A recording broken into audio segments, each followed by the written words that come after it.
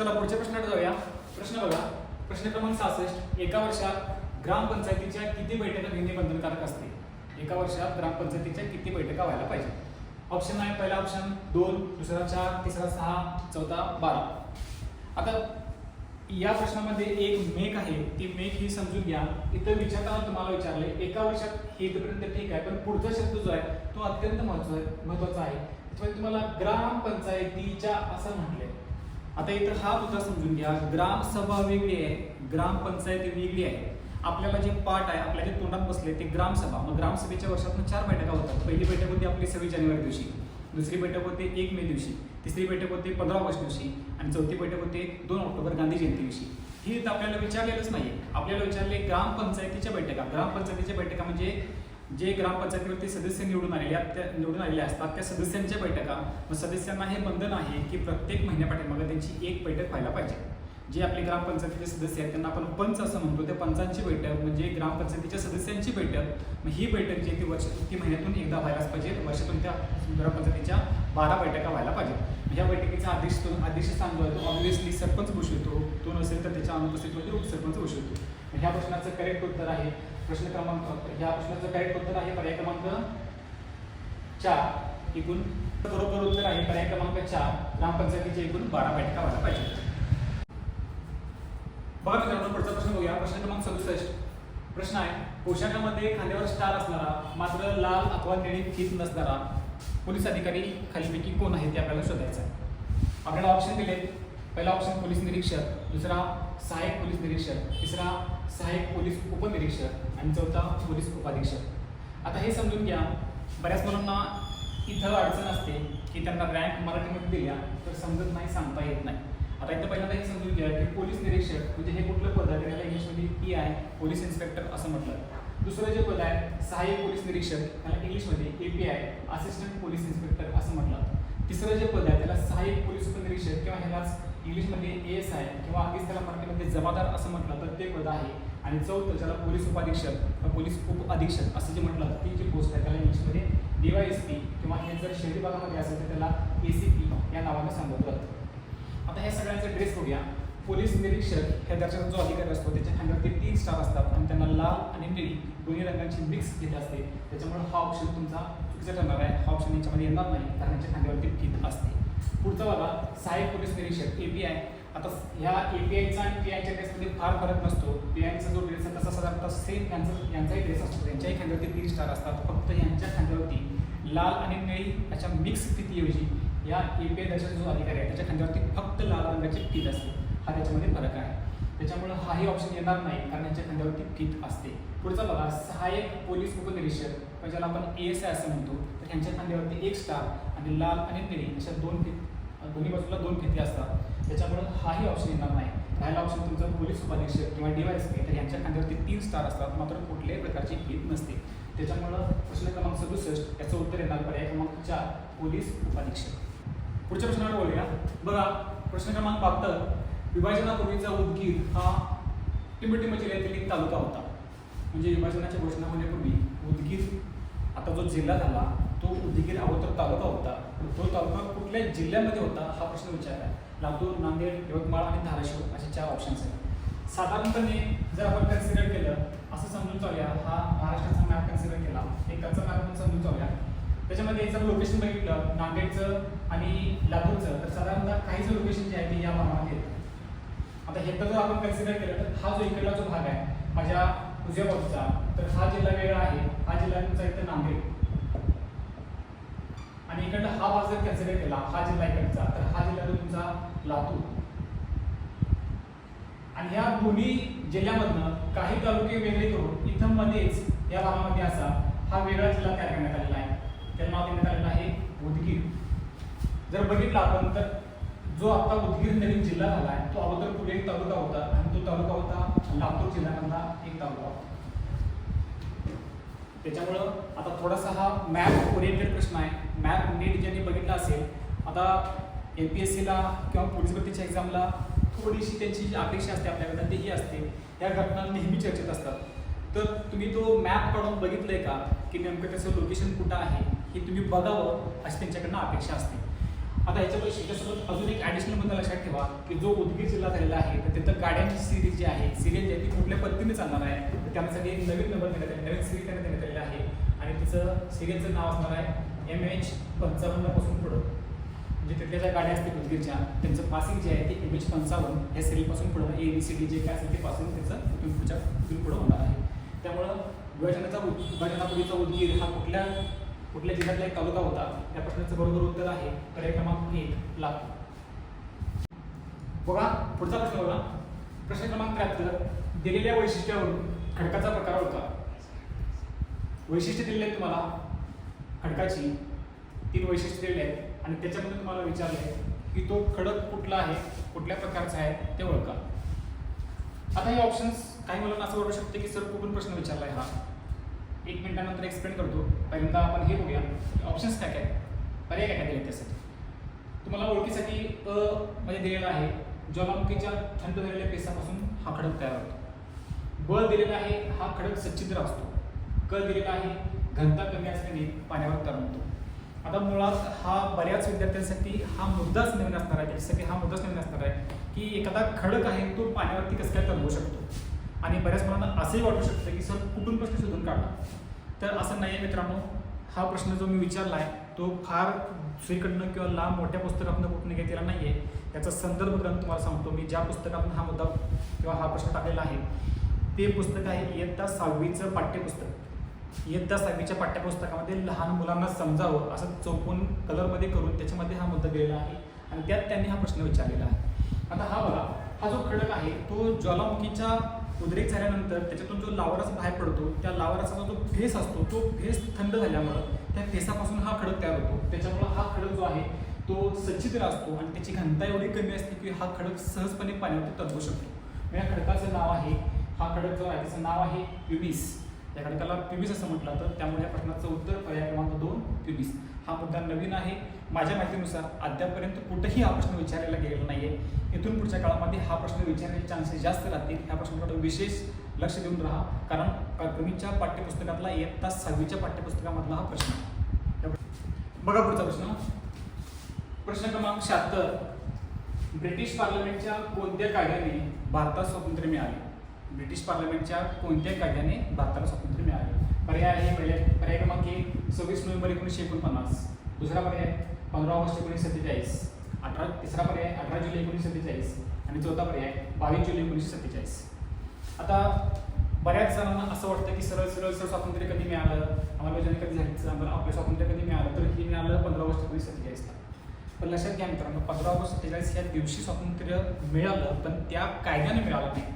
ह्याची थोडीशी पार्श्वभूमी अशी आहे की जून 1948 पूर्वी भारतातली सत्ता जी आहे ती भारतीयांच्याकडे सोपवली जाईल अशी घोषणा त्यावेळेचे इंग्लंडचे पंतप्रधान क्लेमेंट ॲटली यांनी केली साधारणतः फेब्रुवारी 1947 मध्ये. त्याच्यानंतर हे निश्चित झालं की भारताला स्वातंत्र्य दिलं जाणार आहे आणि जून 1948 पूर्वी इंग्रज भारत सोडून निघून जातील. मग ही सत्ता भारतीयांच्या ताब्यामध्ये सोपवण्याची जबाबदारी जी आहे ती त्यावेळेचे इंग्रजांचे सगळ्यात शेवटचे जे व्हॉइसरॉय होते त्यांच्यावरती सोपवण्यात आली. त्यांचं नाव होतं माउंटबॅटन. मग ह्या माउंटबॅटन यांच्यावरती योजना सोपवली मग तिला माउंटबॅटन योजना किंवा त्यांनी ही योजना जी आहे भारतीय स्वातंत्र्याची ती 3 जूनला सादर केली म्हणून त्या योजनेला 3 जून योजना असंही म्हटलं जातं. आणि माउंटबॅटननी इंग्लंडच्या पार्लमेंटला सादर केलेल्या ह्या 3 जूनच्या कायद्याच्या योजनेच्या आधारावरती इंग्लंडच्या पार्लमेंटनं तिथून एक कायदा संमत केला आणि तो कायदा संमत केला होता 18 जुलै 1947 रोजी. मग त्या कायद्यावरती इंग्लंडच्या राणीची सही त्याची त्यावेळेस झाली 18 जुलै 1947 रोजी आणि तिथं ठरलं की 15 ऑगस्ट 1947 या दिवशी भारत आणि पाकिस्तान हे 2 स्वतंत्र राष्ट्र उदयाला येतील. इंग्लंडच्या पार्लमेंटमध्ये कायदा झाला 18 जुलै 1947ला आणि त्याची अंमलबजावणी केली गेली 15 ऑगस्ट 1947 या दिवशी. आता उरलेल्या 2 तारखा 26 नोव्हेंबर 1949 या दिवशी आपली घटना आपण स्वीकारली घटना लिहून पूर्ण झाली. मात्र आपण ती लागू केली 26 जानेवारी 1950 या दिवसापासून. हा ही एक तारीख पुढची मिळाली तुम्हाला 26 नोव्हेंबर 1949 घटना स्वीकृतीची तारीख आहे आणि पुढची तारीख आहे 26 जानेवारी 1950 घटना स्वीकारल्याची घटना लागू झाल्याची तारीख आहे. पुढची तारीख आहे 22 जुलै 1947 ही इतिहासामधली महत्त्वाची तारीख आहे. या दिवशी काय झालं तर या दिवशी आपण आपला ध्वज जो आहे राष्ट्रीय ध्वज तिरंगा ध्वज आपण ज्याला म्हणतो तो ध्वज आपण या दिवशी स्वीकृत केलेला आहे 22 जुलै 1947. मग एकूणच इतिहासामध्ये ह्या सगळ्याच तारखा महत्त्वाच्या आहेत. पण या प्रश्नापुरतं जर ह्या प्रश्नाचं उत्तर करायचं म्हटलं तर ह्या प्रश्नाचं उत्तर आहे पर्याय क्रमांक 3, 18 जुलै 1947. नेक्स्ट क्वेश्चन बघूया. प्रश्न क्रमांक 77. ढेबुजी झिमरोजी जांभोरकर म्हणजेच टिंबटिंब होत. प्रश्न काय विचारला होता? ढेबुजी झिमरोजी जांभोरकर हे खालीलपैकी कोणत्या संतांचं नाव आहे असं विचारलेलं आहे. पर्याय संत तुकडोजी महाराज, संत गाडगे महाराज, संत केवलानंद महाराज आणि संत निरूपानंद महाराज. आता जर कम्पेअर केलं तर संत निरूपानंद महाराज आणि संत केवलानंद महाराज हे अलीकडच्या काळामध्ये धार्मिक कार्यासाठी ज्यांचं विशेषतः हिंदू धर्माच्या अनुषंगाने त्यांचं कार्य आहे असे हे संत आहेत कम्पॅरेटिव्ह अलीकडच्या काळामध्ये. आता राहिले दोन ऑप्शन आहेत, संत तुकडोजी महाराज आणि संत गाडगे महाराज. हे जे संत गाडगे महाराज आहेत हे संत गाडगे महाराजांना जे गाडगे महाराज नाव पडलं ते कशावरून पडलं तर ते सोबत आपलं एक मडकं घ्यायचे आणि ते मडकं घेऊन गावोगावी फिरायचे आणि जिथे त्यांना कुठं घाण दिसत ती घाण साफ करायची आणि त्या मडक्यामध्ये भरायचे. मग मडके घेऊन फिरणारे बाबा म्हणून त्यांचं नाव पडलं होतं गाडगे बाबा. हे ढेबुजी झिमरोजी जांभोरकर हे त्यांचं मूळचं नाव मागं पडलं आणि लोक त्यांना मडकं हातामध्ये असणारे मडकं हातामध्ये घेऊन फिरणारे बाबा म्हणून त्यांना नावच पडलं संत गाडगे महाराज. आता बघा संत तुकडोजी महाराज जे आहेत त्यांचं मूळचं नाव बघितलं तर त्यांचं मूळचं नाव आहे माणिक इंगळे. परीक्षेला एखाद्या प्रश्न विचारू शकतात की संत तुकडोजी महाराज यांचं मूळचं नाव काय, तसं त्यांचं नाव आहे माणिक इंगळे. फक्त हे दोन मुद्दे लक्षात ठेवा. तर ह्या प्रश्नाचं बरोबर उत्तर आहे पर्याय क्रमांक 2 संत गाडगे महाराज. पुढचा प्रश्न बघूया. प्रश्न क्रमांक 84. राष्ट्रीय क्रीडा स्पर्धा 2025 मध्ये सर्वाधिक पदके कोणत्या राज्याने मिळवली आहेत? आता ह्या राष्ट्रीय स्पर्धा आहेत त्याच्यावरती विशेषत्वानं फोकस करून प्रश्न विचारला होता. प्रश्न काय बघा, राष्ट्रीय क्रीडा स्पर्धा 2025 सगळ्यात जास्त पदकं कुठल्या राज्याने मिळवली आहेत? त्याच्यामध्ये पहिला ऑप्शन दिला आहे महाराष्ट्र, दुसरा हरियाणा, तिसरा उत्तराखंड आणि त्याच्यानंतर चौथा ऑप्शन दिला आहे आसाम. आता हे समजून घ्या की ह्या राष्ट्रीय क्रीडा स्पर्धा आहेत, राष्ट्रीय लेवलच्या महत्त्वाच्या क्रीडा स्पर्धा आहेत या. आणि या वर्षीच्या ह्या स्पर्धा ज्या पार पडलेल्या आहेत ते एकूणमध्ये 38व्या क्रीडा स्पर्धा आहेत. या स्पर्धा उत्तराखंड राज्यामध्ये पार पडलेल्या आहेत आणि या स्पर्धेचं उद्घाटन स्वतः माननीय पंतप्रधान नरेंद्र मोदी यांच्या हस्ते स्पर्धेचं उद्घाटन झालेलं आहे. म्हणजे ह्याच्या व्यतिरिक्त अजून जर डिटेल प्रश्न विचारला गेला तर हे तुम्हाला मुद्दे माहिती असावे. नरेंद्र मोदींच्या हस्ते उद्घाटन, 38व्या स्पर्धा आणि ह्या स्पर्धा झालेल्या आहेत राज्य 4 राज्यांमध्ये स्पर्धा पार पडलेल्या आहेत. त्या ते राज्य आहे उत्तराखंड. यार आता पदकांच्याकडे आलो आपण तर पदकामध्ये 2 मुद्दे आहेत हे लक्षात घ्या. जर एकूण सगळ्यात जास्त पदकं कोणत्या राज्यानं मिळवली असं जर विचारलं, सिल्वर गोल्ड ही सगळी मिळून एकत्र पदकं जर विचारली तर त्याचं उत्तर येते महाराष्ट्र. महाराष्ट्रानं ह्या स्पर्धेमध्ये टोटल 201 पदकं मिळवलेली आहेत आणि पहिल्या क्रमांकावरती जे राज्य राहिलेलं आहे ते आहे त्यांचं महाराष्ट्र राज्य. 2 नंबरला दुसऱ्या क्रमांकावरती हे हरियाणा होतं आणि तिसऱ्या क्रमांकावरती मध्य प्रदेश राज्य होतं. अशी 3 राज्य आहेत. पहिल्या क्रमांकावरती महाराष्ट्र, दुसऱ्या क्रमांकावरती हरियाणा आणि तिसऱ्या क्रमांकावरती मध्य प्रदेश. फक्त चुकून जर विचारलाच प्रश्न डिटेलमध्ये की या स्पर्धेमध्ये सगळ्यात जास्त सुवर्ण पदकं कोणी मिळवलेली आहेत, गोल्ड मेडल कोणी मिळवलेली आहेत, तर लक्षात ठेवा कुठलं राज्य यातलं उत्तर नाही आहे. महाराष्ट्र हरियाणा आहे त्याचं उत्तर नाही आहे. सेना दलानं सगळ्यात जास्त गोल्ड मेडल मिळवलेली आहेत. याच्यामध्ये फक्त मुद्दा लक्षात घ्या, एकूण पदकं विचारली तर सगळ्यात जास्त महाराष्ट्र, मात्र पर्टिक्युलरली सुवर्ण पदकं विचारली तर त्याचं उत्तर तुम्हाला घ्यावं लागेल सेना दलानं सगळ्यात जास्त पदकं मिळवली आहेत. या प्रश्नाचं उत्तर पर्याय क्रमांक 1 महाराष्ट्र. चला नेक्स्ट प्रश्नाला मूव करूया. प्रश्न क्रमांक 85. नुकताच सूर्यकिरण हा लष्करी सराव भारत व टिंबटिंब या देशादरम्यान पार पडला आहे. म्हणजे प्रश्न हा विचारला आहे की भारत आणि कोणता देश आहे ज्याच्यासोबत सूर्यकिरण हा आपला लष्करी सराव पार पडलेला आहे. आता समजून घ्या की जे 4 ऑप्शन दिलेले आहेत त्याच्यामध्ये अफगाणिस्तान सोबत आपला स्पेसिफिक असा कुठला करार नाहीच आहे. त्याच्यामुळे या 4 ऑप्शनमधनं पहिला जो ऑप्शन कट होणार तो तुमचा अफगाणिस्तान आहे. दुसरा बांगलादेश आहे. बांगलादेश सोबत जो आपला करार आहे त्या कराराचं नाव आहे समप्रीती. त्या कराराचं नाव आहे समप्रीती. हा आपला युद्ध सराव आहे की जो बांगलादेशसोबत आपला पार पडतो. त्याच्यामुळे तोही ऑप्शन इथून कट होईल. राहिला पुढचा ऑप्शन आता एक राहिले एक नेपाळ आणि श्रीलंका. आता बघूया श्रीलंका. श्रीलंकेसोबत जो आपला करार आहे, जो लष्करी सराव आहे त्या सरावाचं नाव आहे मित्रशक्ती. त्याच्यामुळं हाही ऑप्शन कट होणार. राहिला ऑप्शन हा नेपाळ. पण नेपाळ ह्या प्रश्नाचं बरोबर उत्तर आहे. नेपाळ या देशासोबत आपला सूर्यकिरण हा सराव आहे. ह्याचा जो मोटो आहे तो मोटो आहे सदैव सर्वोत्तम. सदैव सर्वोत्तम, ऑलवेज द बेस्ट हा त्याचा मोटो आहे आणि त्या मोटो खाली हा सराव पार पाडला जातो. ह्या प्रश्नाचं 85 प्रश्नाचं बरोबर उत्तर आहे पर्याय क्रमांक 3 नेपाळ. नेक्स्ट प्रश्न बघा. प्रश्न क्रमांक 90. 24 सप्टेंबर 1674 रोजी टिंबटिंब यांच्या मार्गदर्शनाखाली छत्रपती शिवाजी महाराज यांनी तांत्रिक पद्धतीने राज्याभिषेक करून घेतला. आता वर करणे बऱ्याच मुलांना हा प्रश्न इतका सोपा वाटला की त्यांनी पटदिशी उत्तर मारून टाकलंय की गागाभट्ट. पण बाळांनो, हा मुद्दा लक्षात घ्या की इथं एक शब्द आहे, ह्या शब्दामध्ये हा सगळा प्रश्न फिरलेला आहे. तो शब्द आहे तांत्रिक.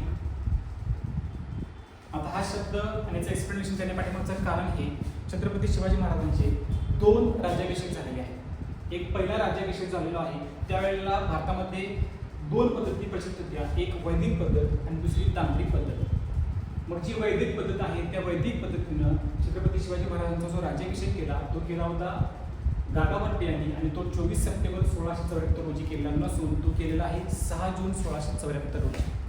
त्यामुळं 6 जून हा जो दिवस आहे तो आपण शिवराज्याभिषेक दिन म्हणून सेलिब्रेट करतो, पाळतो. ह्या दिवशी रायगडावरती वगैरे मोठ्या प्रमाणात गर्दी होत असते लोक दर्शनासाठी किंवा महाराजांसोबत आपलं प्रेम आदर व्यक्त करण्यासाठी जमत असतात.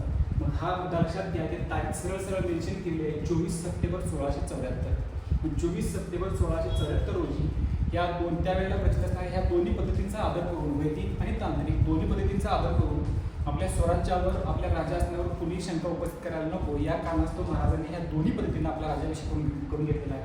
आणि ही तांत्रिक पद्धत आहे, त्या तांत्रिक पद्धतीने महाराजांनी जो आपला राज्याभिषेक करून घेतला तो राज्याभिषेक करून घेतला होता निश्चलपुरी देसाई यांच्याकडून. त्यामुळे ह्या प्रश्नाचं बरोबर उत्तर येतं पर्याय क्रमांक 4 निश्चलपुरी देसाई. आता बऱ्याच मुलांना असं वाटेल की सर एवढ्या डेप्थमध्ये माहिती तुम्ही कुठून शोधून काढली? तर बाळांनो, मी फार कुठं डेप्थमध्ये गेलेलो नाहीये. हा जो मुद्दा आहे हा मी मुद्दा इयत्ता 7वीच्या पाठ्यपुस्तकाच्या कमीचं जे पाठ्यपुस्तक आहे त्याच्यामधून हा मुद्दा घेतलेला आहे. त्यामध्ये सरळ मेन्शन केलेला आहे. ह्या दोन्ही मुद्दे, आता जे 2 मुद्दे तुम्हाला एक्सप्लेन केले त्या दोन्हीचे डिटेलमध्ये विवेचन त्या पुस्तकामध्ये दिलेलं आहे. हा प्रश्न अजून अद्यापपर्यंत माझ्या परिणामानुसार कुठल्याच ठिकाणी परीक्षेला विचारला गेलेला नाही. जर हा प्रश्न विशेषतः जर मुंबईसारख्या ठिकाणी पडला आणि जर आपल्याला हा मुद्दा माहिती असेल तर असं समजायला हरकत नाही की बाकीच्या महाराष्ट्राला पण 1 मार्कानं मार्क टाकला.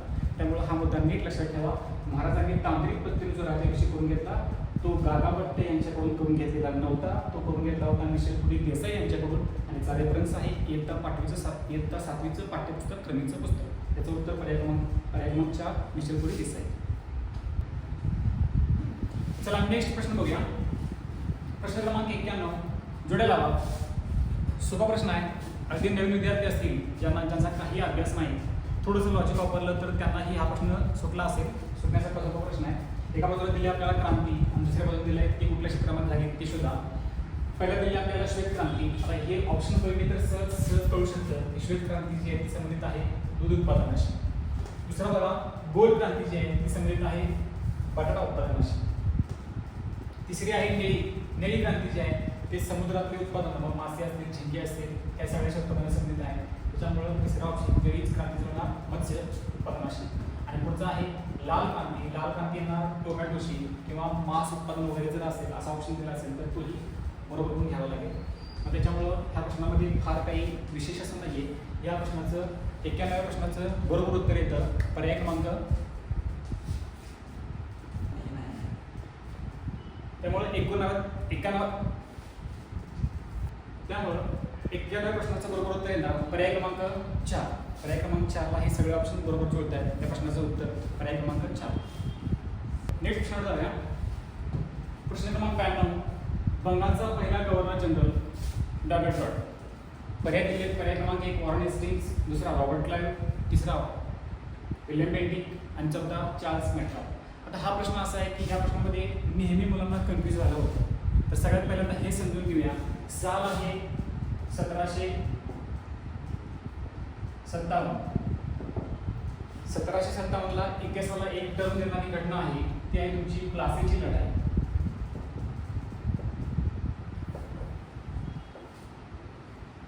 या प्लासीच्या लढाईमुळे काय झालं तर प्लासीच्या लढाईमुळे झाली घटना जी झालेली आहे हा जो त्याचा बंगाल प्रांत आहे. ह्या बंगाल प्रांतामध्ये इंग्रजी सत्तेचा पाया रोवला गेला. ही जी घटना झाली प्लासीची लढाई ज्याच्यामुळे ह्या इंग्रजी सत्तेचा भारतामध्ये पाया रोवला गेला ती जी कारकीर्द आहे ती झालेली आहे रॉबर्ट क्लाइव्हच्या काळात. म्हणून आपण असं म्हणतो की इंग्रजांचा बंगालमधला काम करणारा पहिला गव्हर्नर किंवा बंगालचा पहिला गव्हर्नर असं आपण ज्या व्यक्तीला म्हणतो बंगालचा पहिला गव्हर्नर, बंगाल प्रांतामध्ये ज्यांना गव्हर्नर म्हणून काम केलं तो व्यक्ती आहे रॉबर्ट क्लाइव्ह. नंतर पुढच्या काळामध्ये हा बंगाल प्रांताला इंग्रजांच्या अधिपत्याखाली, हा मुंबई प्रांताला, हा मद्रास प्रांताला असे 3 प्रांत इंग्रजांच्या अधिपत्याखाली आहेत. त्यावेळेस हे 3 प्रांतांचे गव्हर्नर जे आहेत ते वेगवेगळे होते आणि इथं ज्या काही घडामोडी होतील त्या घडामोडी त्यांना इंग्रजांच्या त्यांच्या पार्लमेंटला कळवा लागायच्या. मग ह्यासाठी तो अधिकारीला इथला जो गव्हर्नर आहे तो जबाबदार असायचा. पुढची घटना आहे 1773 ला आपण एक कायदा पारित केला रेग्युलेटिंग ऍक्ट नावाचा.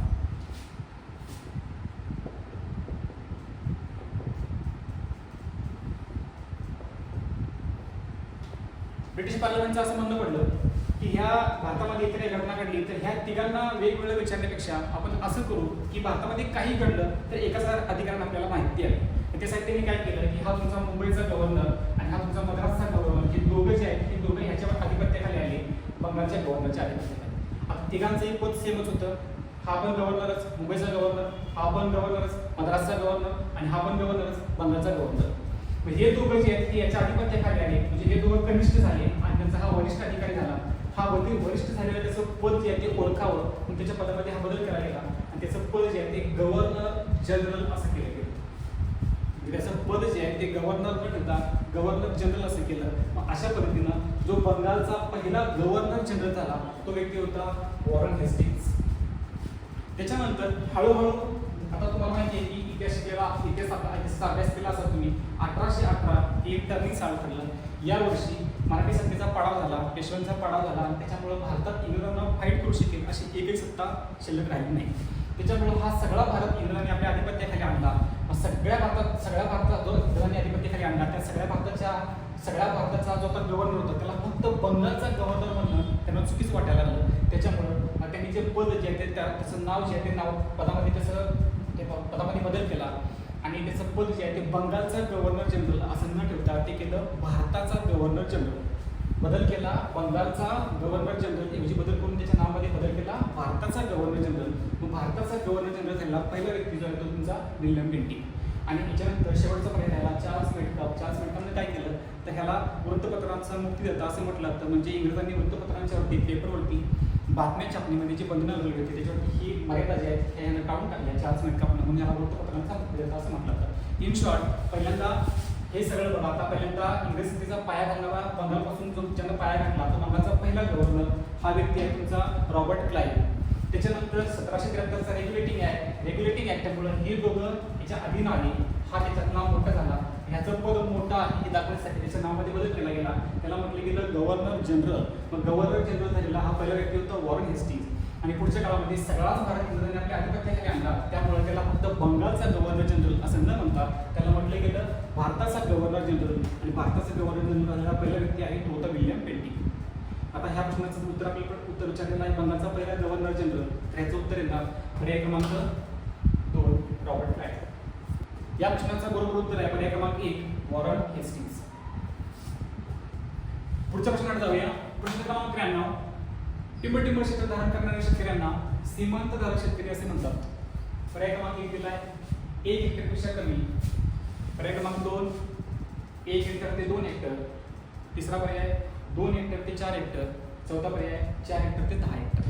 आता हे युनिट्स जे आहेत त्या युनिट्सवरती बऱ्याच वेळेला प्रश्न विचारलेला आहे की त्याचं मेजरमेंट्स काय हे तुम्हाला माहिती आहे का हे बघायचा प्रयत्न असतो. आता पर्याय हे समजून घ्या की साधारणतः आपण ऐकतो की ह्यानं 1 गुंठ्याचा प्लॉट खरेदी केला म्हणजे बाबा साधारणतः किती होते 1 गुंठे जागा म्हणजे किती असते तर समजून जाऊया आपण 33.33 गुणिले 33.33 फूट जागा म्हणजे अशी 33 फूट अशी 33 फूट हे जर कन्सिडर केलं तर ह्याला म्हणू शकतो आपण 1 गुंठा जागा आहे. असा 1 गुंठा अशी जागा जर आपण जोडत गेलो आणि ज्यावेळेस आपण 40 गुंठे जागा इकडे जोडणार त्यावेळेस आपल्याला मिळतो 1 एकर. ज्यावेळेस आपण 40 गुंठे जागा जोडणार त्यावेळेस मिळतो आपल्याला 1 एकर क्षेत्र मिळतं. ज्यावेळेस आपण अशी 40 गुंठ्याची अडीच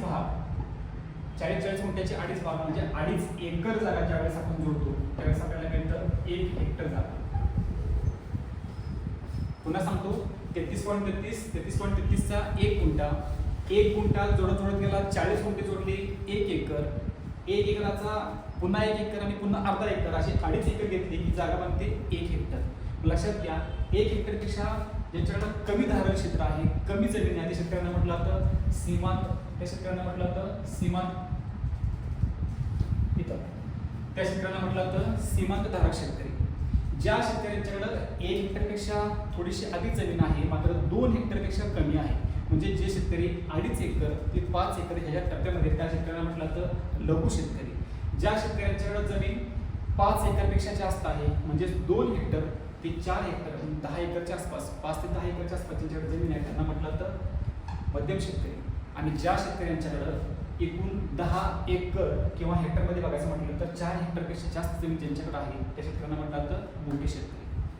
ज्यांच्याकडं एक हेक्टरपेक्षा कमी जमीन आहे ते सगळे सीमांतधारक, 1 ते 2 हेक्टर जमीन आहे ते सगळे लघुधारक, 2 हेक्टरपेक्षा जास्त मात्र 4 पेक्षा कमी ते मध्यमधारक आणि ज्यांच्याकडे 4 पेक्षा जास्त आहे त्या शेतकऱ्यांना आपण म्हणतो मोठे शेतकरी. त्यामुळे ह्या प्रश्नाचं उत्तर येतं पर्याय क्रमांक 1 हेक्टरपेक्षा कमी. प्रश्न बघा, प्रश्न क्रमांक 93, टिंब क्षेत्र धारण करणाऱ्या शेतकऱ्यांना सीमांतधारक शेतकरी असे म्हणतात. काय विचारले? युनिटवरती बहुतेक परीक्षेला तुम्हाला एक प्रश्न विचारला जातो, तुम्हाला ते मेजरमेंट्स युनिट्स व्यवस्थित कळलेत का हे बघण्यासाठी प्रश्न विचारला जातो. आपण त्या टाईपचा हा प्रश्न विचारला आहे की कुठले शेतकरी आहेत ज्यांना सीमांत शेतकरी असं म्हणतात. आता काही लोकांना हे माहितीच नसतं की हे जमीन शेतीचे मेजरमेंट्स कसे असतात. पहिला हे समजून घ्या, 1 गुंठे जागा म्हणजे किती जागा होते? तर 1 गुंठा म्हणजे 33.33 गुणिले 33.33. हा पुढचा शब्द महत्वाचा आहे, फूट. 33.33 फूट गुणिले 33.33 फूट हे जर केलं आपल्याला तर त्याच्यापासून आपल्याला 1 गुंठे जागा मिळते. ज्या वेळेस 1 गुंठा अशी आपण 40 गुंठे जोडत जातो त्यावेळेस आपल्याला जी जागा मिळते ती असते 1 एकर. म्हणजे असं म्हणू शकता साधारणतः 40 गुंठे जागा म्हणजे हे पाहिजे असेल तर आपल्याला हे 1 गुंठा जागा 33.33 फूट ह्या सगळ्यांना गुणलं तर आपल्याला हे एकामध्ये किती क्षेत्र होतं ते मिळू शकतं. आता पुढचं बघा, जर आपल्याला हे 40 गुंठा असं आपण 2.5 वेळा जोडत गेलो म्हणजे साधारणतः हे 40 गुंठ्याचा एक प्लॉट, त्याला परत 40 गुंठ्याचा दुसरा प्लॉट आणि त्याला परत 20 गुंठ्याचा एक प्लॉट जोडला म्हणजे हा एक पूर्ण आणि हा अर्धा म्हणजे साधारणतः बघितलं आपण तर 2.5 एकर क्षेत्र ज्या वेळेस एकत्र आणलं जातं त्यावेळेस एक क्षेत्र जे क्षेत्र मिळतं ते असतं 1 हेक्टर. 2.5 एकर क्षेत्र ज्या वेळेस एकत्र जोडलं जातं त्यावेळेस आपल्याला जे युनिट मिळतं ते असं तुमचं 1 हेक्टर. मग 1 हेक्टरपेक्षा ज्यांच्याकडं कमी धारण क्षेत्र आहे, कमी जमीन आहे त्या शेतकऱ्यांना म्हटलं तर सीमांत शेतकरी. हे सीमांत शेतकरी म्हणजे हे सगळ्यात कमी जमीन धारण करणारे शेतकरी आहेत, त्यांना नाव दिलेलं आहे सीमांत शेतकरी. ज्या शेतकऱ्यांच्याकडं 1 हेक्टरपेक्षा थोडीशी कमी जमीन आहे त्यांना ज्या शेतकऱ्यांच्याकडे 1 हेक्टरपेक्षा थोडीशी जास्त जमीन आहे म्हणजे 1 हेक्टरपेक्षा जास्त मात्र 2 हेक्टरपेक्षा कमी ज्यांच्याकडे जमीन आहे त्या शेतकऱ्यांना म्हटलं तर लघु शेतकरी. क्रायटेरिया बघा, 1 हेक्टरपेक्षा जास्त मात्र 2 हेक्टरपेक्षा कमी ज्यांच्याकडे क्षेत्र आहे त्यांना म्हटलं तर लघु शेतकरी.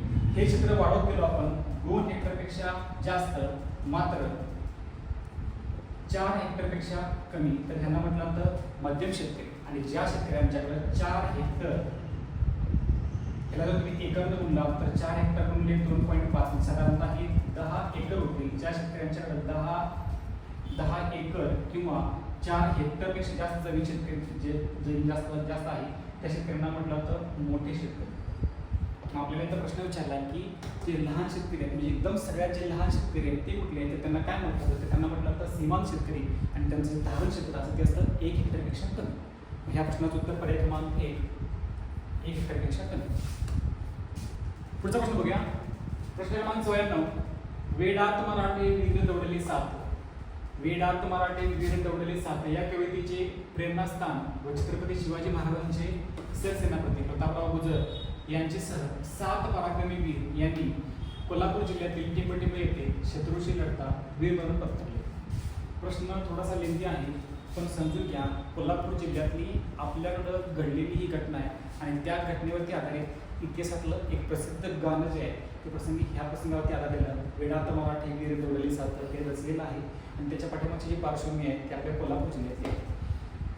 त्याच्या पाठीमागचा घटनाक्रम थोडासा असा आहे की हे प्रतापराव गुजर जे आहेत त्यांना महाराजांनी एका मोहिमेवरती पाठवलं होतं आणि त्या मोहिमेवरती असताना उमराणीच्या लढाईमध्ये बहलोल खान हा एक मुघल सेनापती होता.